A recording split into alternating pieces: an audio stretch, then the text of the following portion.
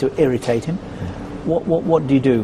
How much self-control are you able to bring to a situation your like self-control is obviously, you know, put to one side because the emotion has got the better of Pochettino. That's why he's gone up to the referee. He got very close to the referee. He did. And that would probably maybe get him in trouble anyway, in terms of coming up to the referee, because you're not meant to, or you're not allowed to. Having said that, you know, Mike Dean, if I was a manager and he said something to me in that instance, I'm going to react. Yeah. And the referee would be, in my opinion, best to say nothing. Whether he said, I mean, for his assistant to be shouting, don't say that, don't say that. Whether it was, I don't know what he would be calling. What would he call him? I have no idea. But whether we'll find out, it depends on Pochettino. Even as something like go. Okay, I won't argue with that. But we have this debate so often. A player should show more self-control in a situation such as that, whatever it may be. Well, you don't in the heat of battle, do you? It's difficult because if you're trying to stay in he's not just dealing with a 3 points. No, you know, he's dealing end of Feb, still in the title. That's really upset me, and he's been, whether he's been arrogant, Mike Dean. Yes. Possible.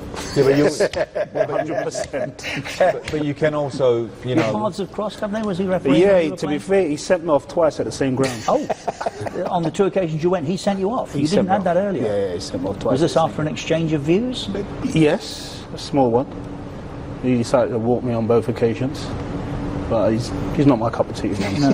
Definitely not. It's okay, that's all Can quite understand. Probably understand.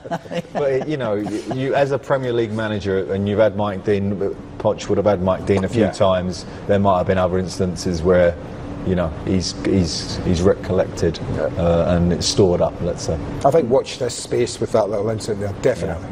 Watch this space. Okay, let's get back to Turf Moor as we'll continue spooling tapes here and see if we can get any closer to what was said as we listen to some reaction from the Burnley dressing room. Guys, well done. We heard the roar at full time. Ashley, how huge a all game.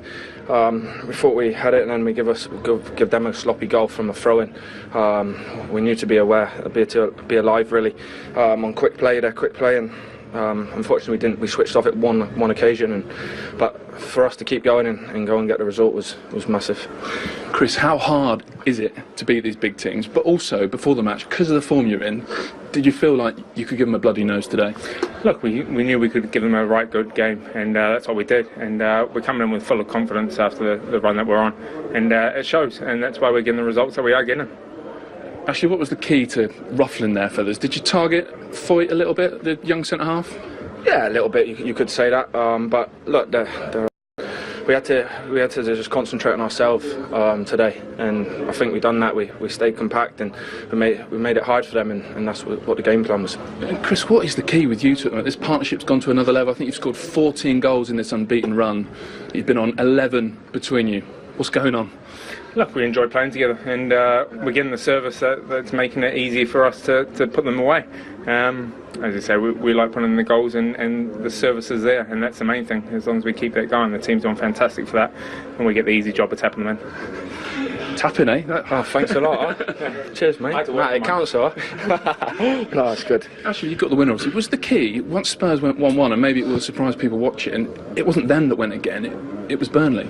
Yeah, and that's what we do, you know, like we're getting back to ourselves now, and we've done that a lot last year, but last year is gone now, but we have to just keep being resilient, keep compact and be hard to beat, and that's what we've done. Did it feel heated out there, especially second half, just seeing their manager at full time looking, well, less than impressed?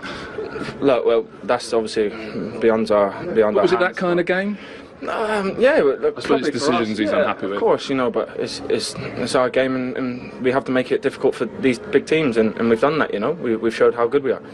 Okay, well you have, and you're the Premier League man of the match. Chris, you're getting used to this, aren't you? It's all right.